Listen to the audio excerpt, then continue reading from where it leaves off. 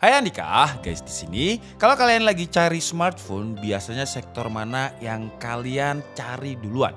Kalau saya pribadi, biasanya saya akan cari tahu dulu chipsetnya apa. Karena chipset itu istilahnya kayak, kalau misalkan di PC ya, dia itu kayak motherboard. Jadi dia otaknya.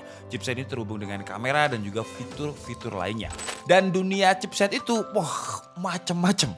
Dan kalau dari MediaTek sendiri, pasti kalian gak asing dengan Helio G, Helio P, Helio X, dan juga Dimensity. Nah, di video kali ini kita akan membahas chipset terbaru dari MediaTek di seri flagshipnya. Dan perkenalkan, ini adalah Dimensity 9000. Jadi zaman sekarang di mana gadget terutama smartphone itu nggak bisa lepas dari manusia, untuk cari smartphone kita harus bener-bener teliti. Kita harus cari yang performanya bagus tapi efisien biar baterainya itu nggak boros. Terus dari segi konektivitasnya juga udah oke, kameranya mantep, dipakai gaming bisa rata kanan. Dan juga banyak fitur security-nya seperti Face ID ataupun fingerprint. Terus juga fitur AI yang lainnya. Nah, si MediaTek menjanjikan kalau si Dimensity 9000 chipset yang saya pegang di sini. Jadi kalau kalian lihat ini di dalamnya ada chipset ya, ukurannya kotak kecil seperti ini. Jadi gampangnya di video MediaTek saya yang sebelumnya saya juga jelaskan kalau chipset itu ibaratnya kayak motherboardnya PC. Kalau motherboard itu kan RAM-nya terpisah, habis itu prosesornya terpisah, habis gitu grafiknya terpisah. Tapi kalau chipsetnya smartphone ya anggap aja motherboard, cuman memori RAM terus juga grafik cardnya, terus juga sensor-sensornya, fitur-fitur lainnya itu tertanam di chipsetnya. Jadi langsung jadi satu gitu. Kekurangannya ya dia nggak bisa di-upgrade tapi dia lebih efisien. Jadi si MediaTek seri Dimensity ini dia fokus ke 5G. Jadi semua smartphone yang pakai chipset Dimensity itu udah pasti support 5G. Tinggal negaranya aja apakah dia support dengan 5G. Kebetulan kalau Indonesia yang saya tahu baru Jakarta dan kota saya tercinta ini belum support 5G ya. Jadi tolong kalau Pak Wali Kota nonton video ini segeralah ya.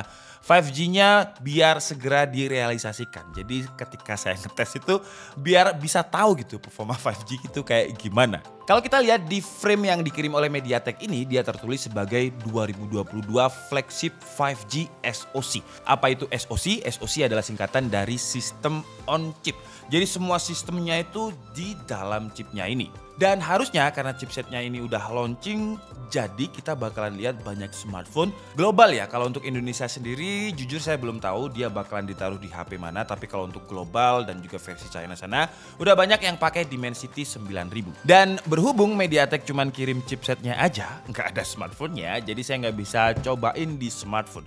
Dan kadang di smartphone itu bisa beda-beda gitu ya performanya. Misalkan sama-sama pakai Dimensity 9000 5G, di HP A dan di HP B itu hasilnya bisa berbeda karena tergantung tuningnya juga. Tapi walaupun nggak ada smartphone-nya, tenang aja karena saya sudah dapat data-data dari MediaTek untuk performa dari Dimensity 9000 5G ini.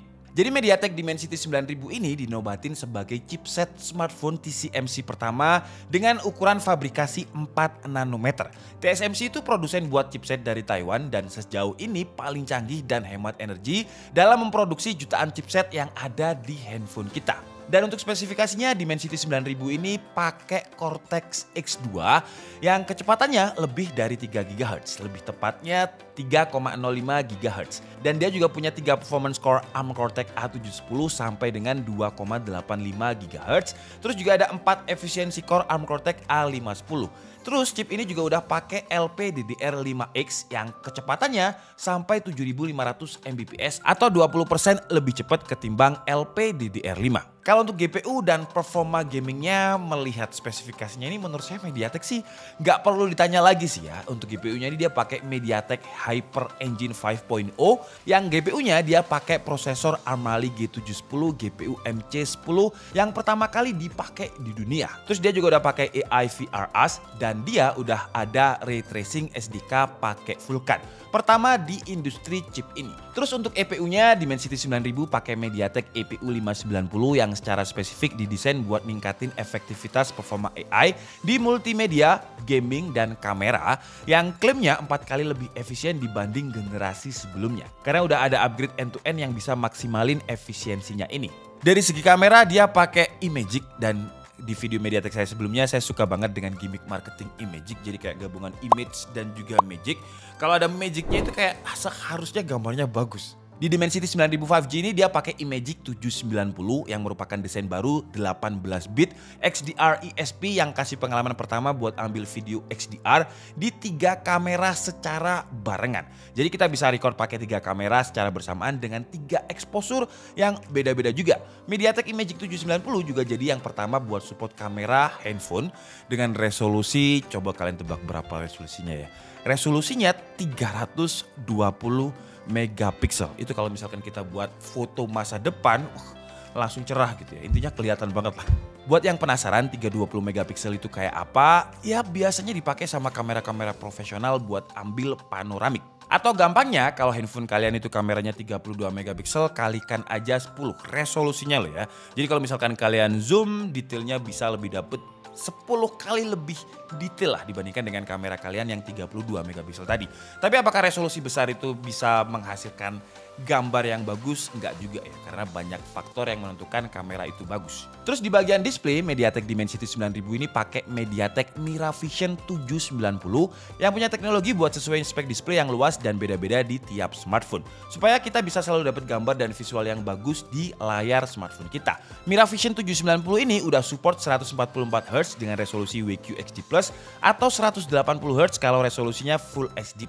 Terus juga ada fitur MediaTek Intelligent Display Sync 2.0 dan juga ada display Wi-Fi sampai 4K 60 fps XDR 10+. Terus yang menarik lagi, MediaTek Dimensity 9000 5G ini nggak asal 5G karena 5G-nya udah ada teknologi 3GPP yang downloadingnya itu bisa sampai 7 gigabit per second. Terus dia juga jadi chip pertama di dunia yang punya R16 UL enhancements, terus pakai MediaTek 5G Ultrasave 2.0 generasi terbaru buat ningkatin penghematan baterai di smartphone. Terus untuk dual SIM-nya ini juga sudah support 5G. Cuman kalau misalkan kota kalian belum support 5G, apakah bisa dipakai? Bisa ya, karena dia backward compatibility. Jadi 4G pun masih bisa dipakai. Selain dual SIM 5G ini, dari segi konektivitas dia juga udah support dengan Wi-Fi 6E 2x2. Dia ini udah 2 kali lebih baik katanya dari generasi sebelumnya dan support konektivitas di 6 GHz. Terus chip ini juga jadi chip pertama di dunia yang support dengan Bluetooth 5.3. Yang terbaru sekarang kan 5.2 ya. Jadi Dimensity 9000 ini terbaru atau yang paling pertama yang pakai Bluetooth 5.3. Bluetoothnya juga punya teknologi yang namanya Bluetooth LE Audio buat TWS. Jadi kalau secara konektivitas Wi-Fi 6E Bluetooth 5.3 harusnya sih bagus ya. Tinggal kita lihat aja nanti smartphone-nya seperti apa. Sekarang waktunya kita bahas untuk performanya dan saya kutip dari GSM Arena ya. Katanya si Dimensity 9000 ini ngalahin Snapdragon 8 Gen 1 dan juga Exynos 2200. Tapi untuk lebih detailnya mending kita lihat dulu data-data berikut ini. Pas dites pakai Antutu, skornya ini tinggi banget. Skornya itu 1.017.000. Terus di Geekbench single core-nya itu dapat skor 1273, bukan multicore loh ya, single core-nya 1273 dan multicore-nya ada di 4324. Di PCMark performance score-nya ada di atas 17.500, tepatnya di 17.573. Terus di HFX Manhattan hasil frame-nya ini di 14.700-an dengan 238 fps. Kalau skor ETHZ AI benchmark-nya dia ada di skor 1024. Oke guys, jadi mungkin cukup segitu aja ya. Bukan review sih ini, kayak lebih preview. Preview pun juga bukan karena saya belum dapat smartphone-nya, saya nggak bisa hands on.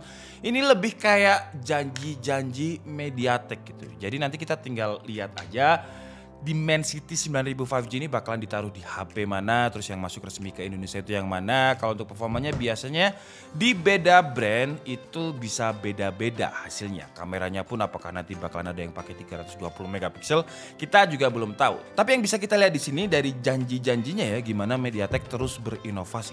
Fabrikasinya aja sekarang 4 nanometer. Terus dia juga pakai Bluetooth versi 5.3, Wi-Fi 6E juga. Terus dari segi 5G dia downlink speednya juga kenceng. Jadi tinggal kita lihat nanti aja ke depannya gimana si Dimensity 9000 5G ini, apakah benar-benar seperti GSM Arena yang bisa mengalahkan Snapdragon 8 Gen 1 dan juga Exynos 2200. Ya kita tinggal lihat nanti aja lah. Oke, jadi cukup segitu aja video kita kali ini. Saya minta maaf kalau ada kesalahan dalam penyampaian informasi seperti biasa. Kalian bisa mengkoreksinya di kolom komentar. Saya Nika Budi and see you on the next video. Bye-bye.